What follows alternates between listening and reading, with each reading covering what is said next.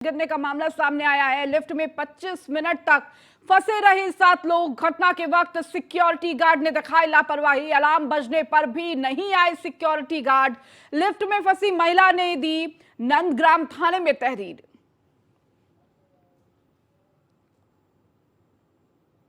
तो घटना के वक्त सिक्योरिटी गार्ड की लापरवाही सामने आई है। अलार्म बजने पर भी नहीं आए सिक्योरिटी गार्ड। तो लिफ्ट में फंसी महिला ने दी नंदग्राम थाने में तहरीर। गाजियाबाद का यह पूरा मामला है, जहां पर ओरा कायमेरा सोसाइटी में लिफ्ट गिरने का मामला सामने आया। ओरा कायमेरा सोसाइटी में 7वीं मंजिल से यह लिफ्ट गिरी। तो लिफ्ट में 25 मिनट तक का 7 लोग फंसे रहे। तो घटना के वक्त सिक्योरिटी गार्ड ने लापरवाही दिखाई। और अधिक जानकारी के साथ हमारे संवाददाता यादराम भारती हमारे साथ जुड़ चुके हैं। यादराम, देखिए, लगातार सोसाइटी से ऐसे मामले सामने आ रहे हैं जहां पर लिफ्ट में फंसने का लोग इससे परेशान हो रहे हैं। और देखिए, इस दौरान तो ये बड़ा हादसा भी हो गया कि लिफ्ट 7वीं मंजिल से गिर गई। यादराम, देखिए, राजनगर एक्सटेंशन की ओरा कायमेरा सोसाइटी है, जहां पर 7वीं मंजिल से लिफ्ट गिर गई और यहां पर उस समय 25 लोग के करीब इस पूरी लिफ्ट में फंस गए। और बड़ी बात यह है कि जिस समय इस लिफ्ट का अलार्म बजाया गया, कोई भी सिक्योरिटी गार्ड वहां पर नहीं आया, जिससे लोगों में काफी रोष है। 10वीं मंजिल से ये लोग नीचे पार्क में जाने के लिए चढ़े थे, लेकिन अचानक ये लिफ्ट गिर गई और ये लोग उस लिफ्ट में फंस गए। और उसके बाद काफी देर तक ये लोग फंसे रहे और बाद में जैसे तैसे इनको निकाला गया, जिसके बाद कई लोगों की हालत भी खराब हो गई। लेकिन जिस तरीके से लिफ्ट खराब हुई और जो लोग हैं वो मेंटेनेंस कंपनी पर आरोप लगा रहे हैं। और इसके बाद जो महिला इस लिफ्ट में फंसी, उसने इस कंपनी के खिलाफ एक तहरीर नंदग्राम थाने में भी दी है और उसके खिलाफ FIR दर्ज कराई जा रही है। लेकिन लिफ्ट में जिस तरह से हादसे बढ़ते जा रहे हैं गाजियाबाद में या NCR क्षेत्र में, वो कहीं ना कहीं गंभीरता वाली बात है। और जब लिफ्ट में व्यक्ति फंसता है तो कहीं ना कहीं उसकी जान पर भी बनाती है। तो इस चीज को लेकर कदम उठाए जाने की जरूरत है। लेकिन जिस तरह से लिफ्ट ये फंसी है, उस तरह से जो लोग हैं यहाँ के, वो काफी गुस्से में हैं और लगातार मेंटेनेंस कंपनी और बिल्डर कंपनी पर कार्रवाई की मांग कर रहे हैं। जी ठीक है यादराम, बहुत शुक्रिया इस जानकारी को देने के लिए।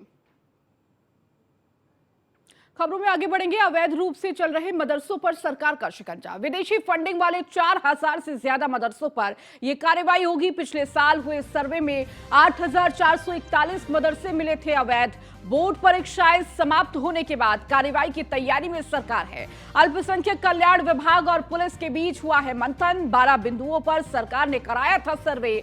मदरसों की आय से लेकर पढ़ाई तक का सर्वे कराया गया था। मदरसों की आय का स्रोत को लेकर भी कराया गया था सर्वे। तो नेपाल से सटे जिलों में मदरसों का फैला हुआ है पूरा जाल। और इस दौरान 4000 मदरसों पर अब तलवार लटकती हुई नजर आ रही है। अवैध रूप से चल रहे मदरसों पर अब कार्रवाई की तैयारी में सरकार है। तो नेपाल से सटे जिलों में मदरसों का पूरा जाल फैला हुआ है। अवैध रूप से चल रहे मदरसों पर सरकार का शिकंजा। विदेशी फंडिंग वाले 4000 से ज्यादा मदरसों पर कार्रवाई होगी।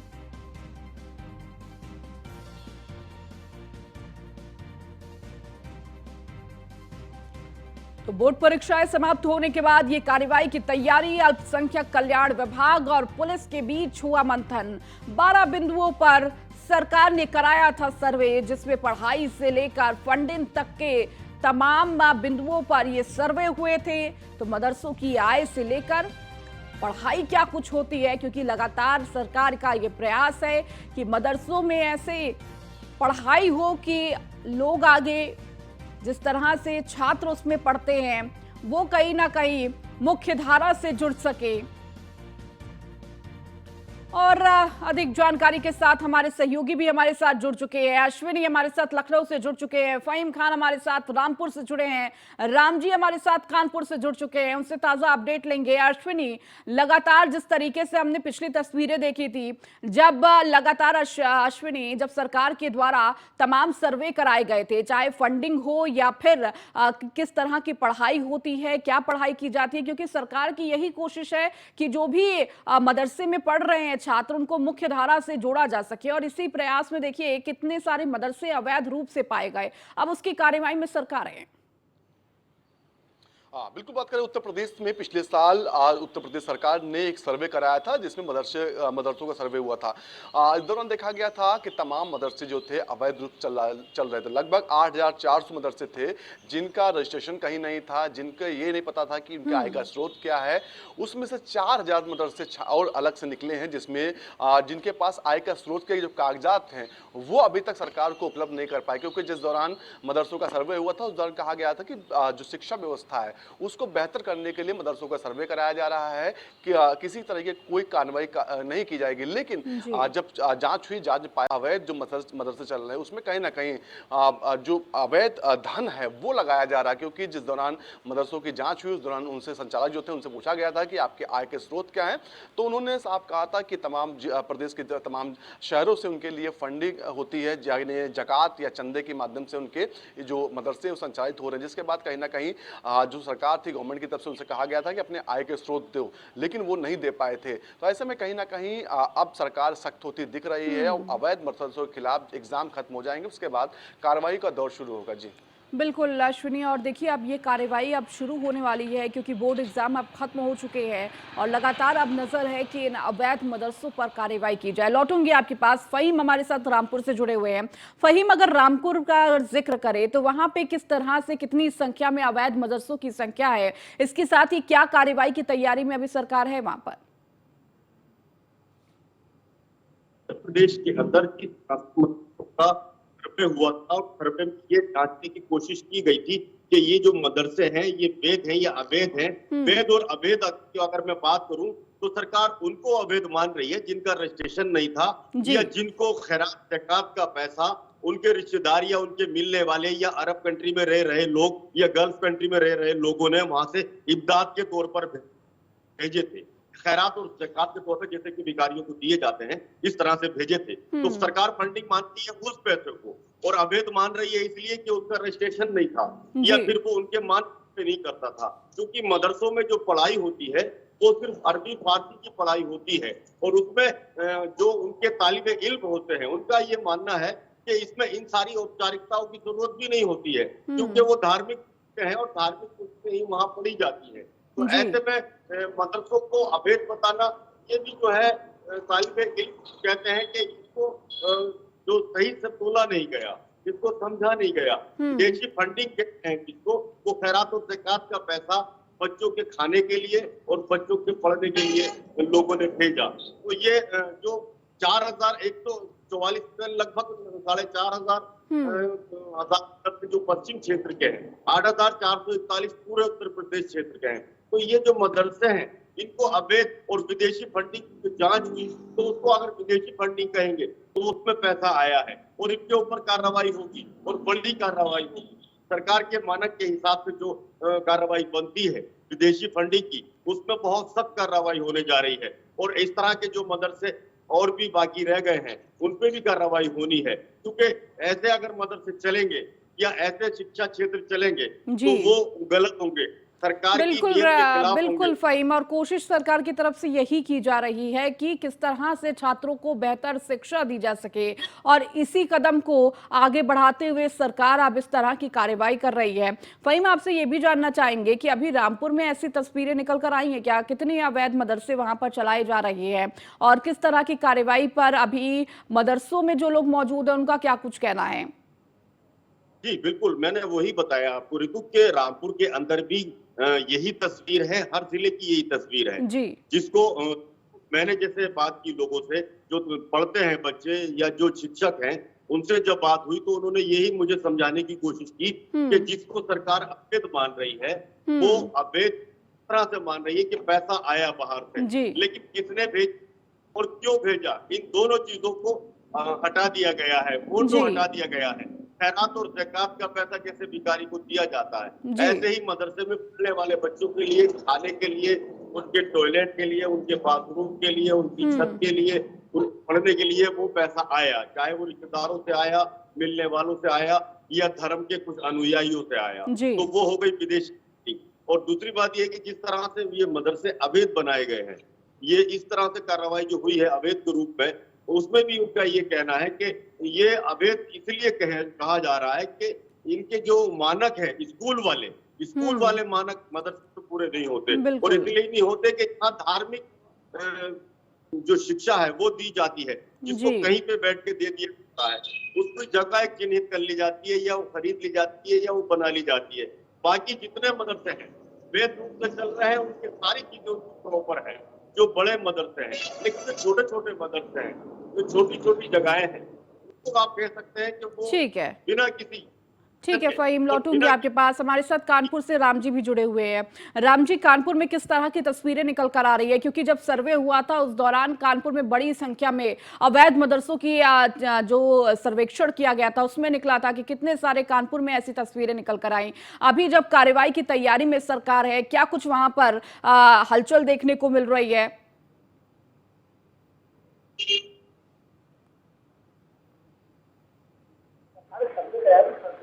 कानपुर 9 ऐसे मदरसे थे जो पूरी तरीके से अवैध तरीके से शुरू थे, जो जिनका कोई रजिस्ट्रेशन जो 1874 के बाद से वहाँ पर रजिस्ट्रेशन में गया है, गलत तरीके से मदरसा चल रहा था।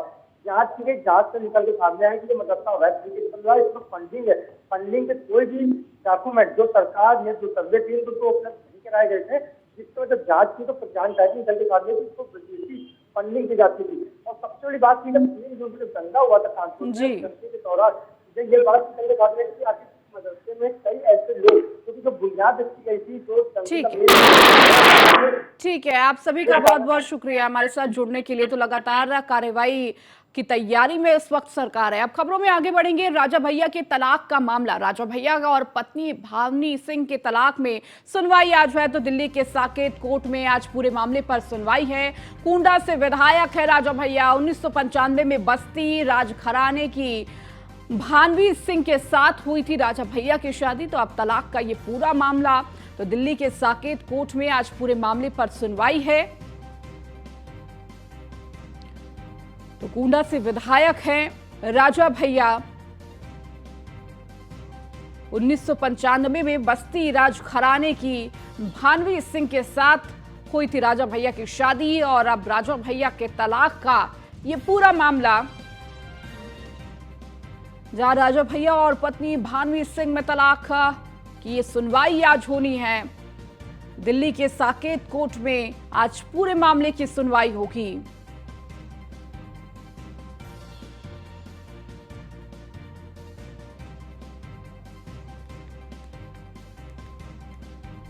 तो 1995 में बस्ती राजघराने की भानवी सिंह के साथ शादी हुई थी।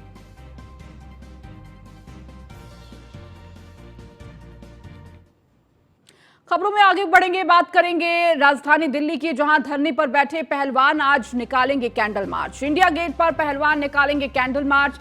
आज शाम 5 बजे पहलवान निकालेंगे कैंडल मार्च। बीजेपी सांसद ब्रजभूषण शरण सिंह के खिलाफ पहलवानों का ये धरना है।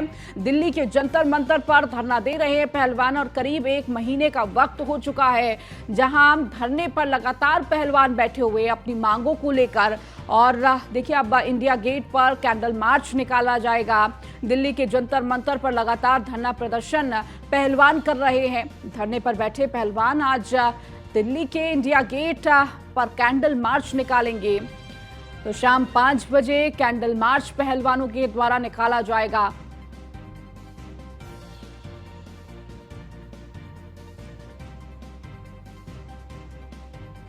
तो बीजेपी सांसद ब्रजभूषण शरण सिंह के खिलाफ पहलवानों का ये धरना, लगातार कार्रवाई की मांग कर रहे हैं पहलवान। और इस दौरान तमाम खाप पंचायत हो, तमाम विपक्षी नेताओं हो, तमाम समर्थन पहलवानों को मिल रहा है। और आज इंडिया गेट पर पहलवान कैंडल मार्च निकालते हुए नजर आएंगे। शाम 5 बजे का वक्त है जब ये कैंडल मार्च निकाला जाएगा पहलवानों के द्वारा।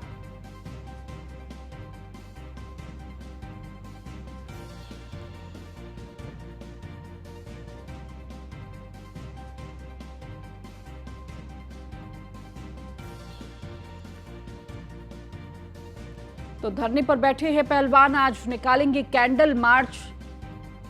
इंडिया गेट पर पहलवान ये कैंडल मार्च निकालेंगे। लगातार ब्रजभूषण शरण सिंह के खिलाफ कार्रवाई की मांग कर रहे हैं पहलवान, और इस धरने पर बैठे 1 महीना बीत गया है।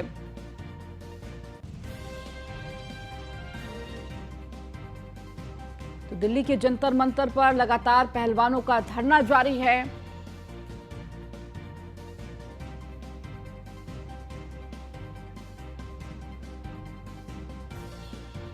इंडिया गेट पर पहलवान आज कैंडल मार्च निकालेंगे। शाम 5 बजे पहलवानों ने आह्वान किया है कि इंडिया गेट पर हम ये कैंडल मार्च निकालेंगे। और अधिक जानकारी के साथ पीयूष हमारे संवाददाता हमारे साथ जुड़ चुके हैं। पीयूष, लगातार पहलवानों का एक तरफ जनमंतर पर धरना जारी है, तो देखिए दूसरी तरफ आज कैंडल मार्च का आह्वान किया है पहलवानों ने। इंडिया गेट पर ये कैंडल मार्च निकाला जाएगा। लगातार जिस तरीके से पहलवान करीब 1 महीना हो गया पहलवानों के प्रदर्शन पार्ट 2 को जारी हुए हैं, और कहीं ना कहीं लगातार पहलवान यही मांग कर रहे हैं कि ब्रजभूषण शरण सिंह के खिलाफ कहीं ना कहीं कार्रवाई हो, और दिल्ली पुलिस जो है वो लेट लतीफी इस पूरे मामले में कर रही है। इसी कड़ी में अगर बात करें, पहलवानों ने ऐलान किया है कि आज इंडिया गेट पर जो तमाम पहलवान जो धरने पर प्रदर्शन में बैठे हुए हैं वो कैंडल मार्च निकालेंगे। करीब शाम 5:30 बजे के आसपास बताया जा रहा है कि जंतर मंतर से वो लोग इंडिया गेट के लिए रवाना होंगे। इसके साथ ही तमाम जो राजनीतिक संगठन हैं वो भी कहीं ना कहीं इस कैंडल मार्च में हिस्सा ले सकते हैं। आर्मी के प्रमुख चंद्रशेखर रावण की बात करें तो वो भी कहीं ना कहीं इस कैंडल मार्च में हिस्सा ले सकते हैं। निश्चित रूप से पहलवानों ने इस तरीके से अल्टीमेटम दिया था 21 मई तक के लिए। उसके बाद अब देखना होगा कि पहलवान अपनी रणनीति में क्या कुछ बदलाव करते हैं, क्योंकि जिस तरीके से करीब 1 महीने का वक्त हो गया, और कहीं ना कहीं पहलवानों का यही आरोप है कि अभी भी केंद्र सरकार इस पर कहीं ना कहीं नरमी बरत रही है, और खासतौर पर भारतीय जनता पार्टी के जो सांसद है ब्रजभूषण शरण सिंह, उन पर तमाम तरीके के आरोप पहलवान लगा रहे हैं। कल जिस तरीके से अगर हम बात करें तो ब्रजभूषण शरण सिंह ने पहलवानों को चैलेंज किया कि मैं नार्को टेस्ट या पॉलीग्राफी टेस्ट या लाई डिटेक्टर टेस्ट कराने के लिए तैयार हूं, लेकिन मेरे साथ जो। ठीक है पीयूष, बहुत शुक्रिया इस जानकारी को देने के लिए। खबरों में आगे बढ़ेंगे। राम मंदिर से जुड़ी इस वक्त की बड़ी खबर आपको दे दें। श्री राम जन्मभूमि ट्रस्ट का स्थायी कार्यालय बनकर तैयार हो गया है। कैंपस में 50 निजी सुरक्षा गार्ड तैनात। सुरक्षा में तैनात सुरक्षा बलों की मदद के लिए तैनाती, तो ट्रस्ट के सदस्य डॉक्टर अनिल मिश्र ने दी जानकारी। राम जन्मभूमि परिसर में लगाए गए 50 निजी सुरक्षा गार्ड, तो निजी सुरक्षा गार्डों की संख्या अभी 25 के आसपास है। 1 जून से सुरक्षा गार्डों की संख्या हो जाएगी 50। येलो जोन क्षेत्र में भी सुरक्षा बलों की तैनाती। मंदिर की देखरेख के लिए ट्रस्ट ने भवन का निर्माण कराया।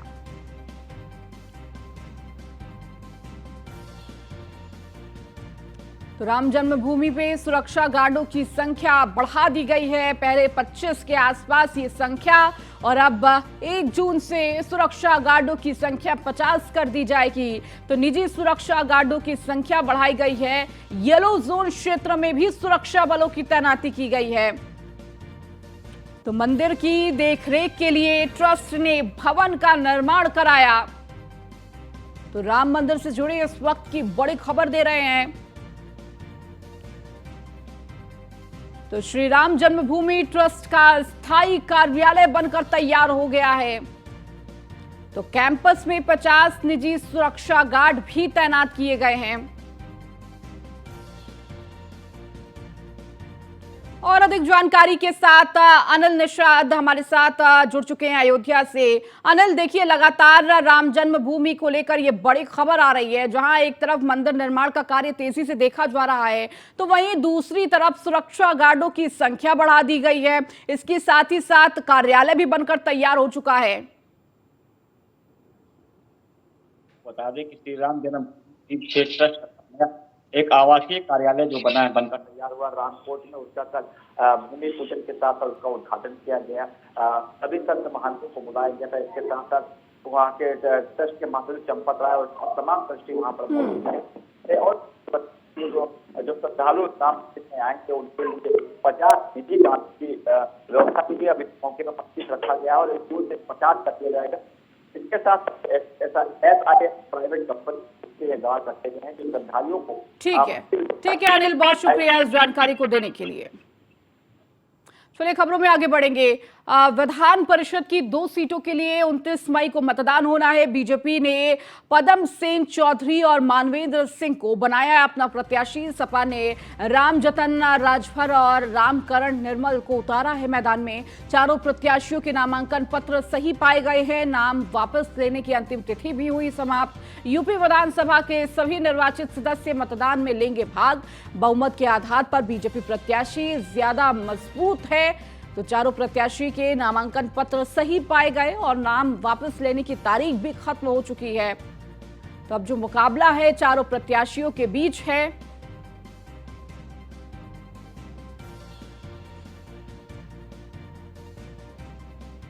चलिए, इस बुलेटिन में फिलहाल इतना ही। बने रहिए न्यूज़ 1 इंडिया के साथ।